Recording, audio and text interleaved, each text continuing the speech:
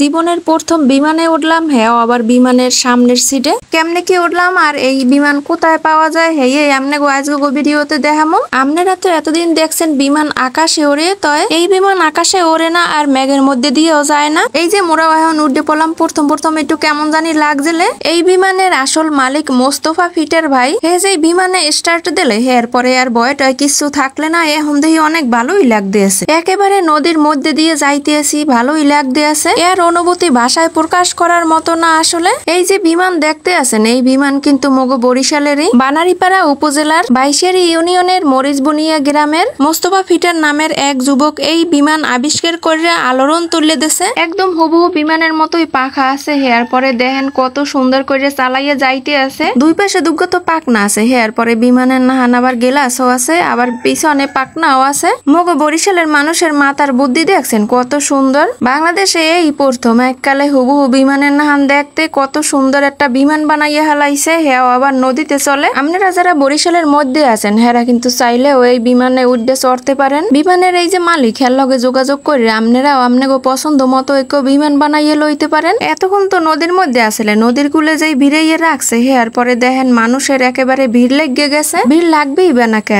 যে বিমানটা বানাইছে একেবারে আনকমন, যে কেউ এখন পর্যন্ত বানাইতে পারে না, হেয়া তো সবাই দেখতে আইবে, এইটাই তো স্বাভাবিক। যে জায়গায় যাইতে আছে দেখেন একেবারে ভিড় লেগে যাইতে আছে।